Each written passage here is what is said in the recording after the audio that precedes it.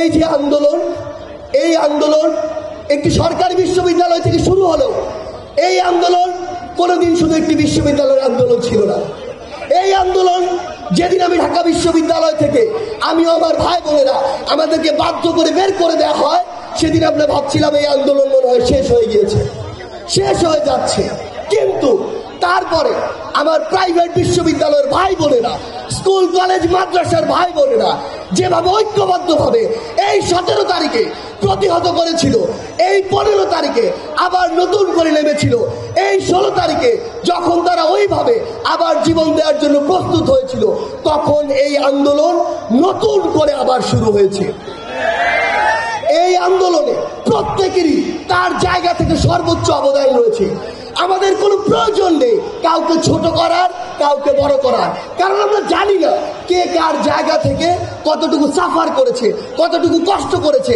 আমরা জানি না ওই হাসপাতালে আমার কোন ভাইটি এখনো কাতরাচ্ছে, আমরা জানি না আমার কোন বোনটি স্বামী হারিয়ে এখনো অগোচরে ওই রুমের ভিতরে আবদ্ধ থেকে চোখের পানি ফেলছে, আমরা জানি না আমার কোন ভাইটি তার জীবন দিয়েছে কিন্তু তার পরিবারের তার উপরে সকল নির্ভরশীল সদস্য কিভাবে চলবে সেই চিন্তাটি প্রতি মিনিটে মিনিটে করছে।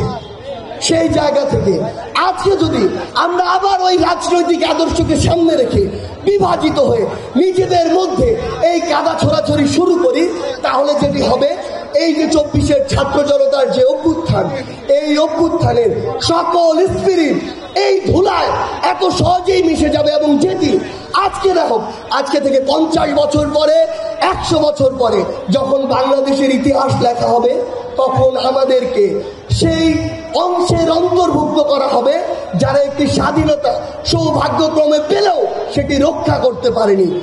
আমরা কি ইতিহাসের সেই কালো অংশ হতে চাই? আমরা ইতিহাসের সেই কালপ্রিট হতে চাই? যদি না চাই, তাহলে এই রাজনৈতিক আদর্শ দলাদলিকে এক পাশে রেখে অন্তত যতদিন একটি জনগণের দ্বারা নির্বাচিত সরকার না হচ্ছে, ততদিন আমাদেরকে ঐক্যবদ্ধ থাকতে হবে।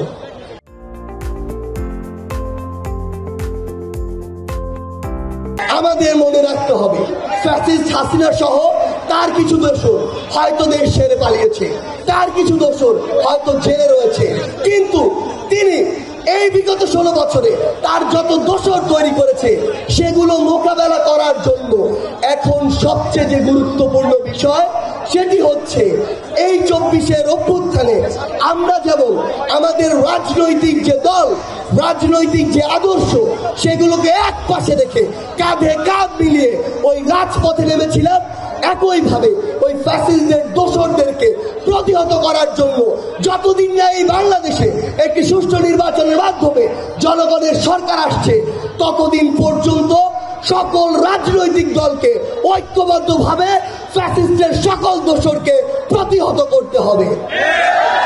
একটা জিনিস মনে রাখবেন, আমরা যারা সকল রাজনৈতিক দল, সকল ছাত্র জনতা মিলে এই ছাত্র জনতার অভ্যুত্থানটি ঘটিয়েছি, আমরা যেই রাজনৈতিক আদর্শেরই হই না কেন, আমরা যদি আজকে নিজেরা নিজেদের মুখোমুখি দাঁড়িয়ে যাই একটি নতুন জনতার সরকার নির্বাচিত হওয়ার পূর্বে, তাহলে ওই ফ্যাসিস্টের দোসররা যারা এখন গর্তে লুকিয়ে আছে, যারা এখন আত্মগোপনে রয়েছে, তারা দুইটা কাজ করবে। এক, আমাদের নিজেদেরকে লাগানোর জন্য তারা সর্বোচ্চ চেষ্টা করবে, নিজেদেরকে মুখোমুখি দাঁড় করিয়ে দিয়ে তারা পিছন থেকে মজা নেবে।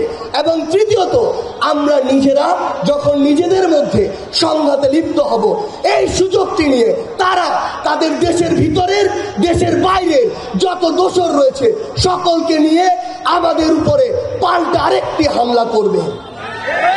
গুরুত্বপূর্ণ কথাটি হচ্ছে, পিছন থেকে যেই সাপেরা এখনো ছোবল দেওয়ার জন্য অপেক্ষা করছে, তাদেরকে প্রতিহত করার জন্য সবচেয়ে গুরুত্বপূর্ণ বিষয়, রাজনৈতিক আদর্শকে এক পাশে রেখে দেশের স্বার্থে, স্বাধীনতার স্বার্থে, বাংলাদেশের জন্য, আমাদের নিজেদের স্বার্থে আবারও 24-এর এই স্পিরিটটিকে সাথে নিয়ে আমাদের যে কোনো মূল্যে ঐক্যবদ্ধ থাকতে হবে।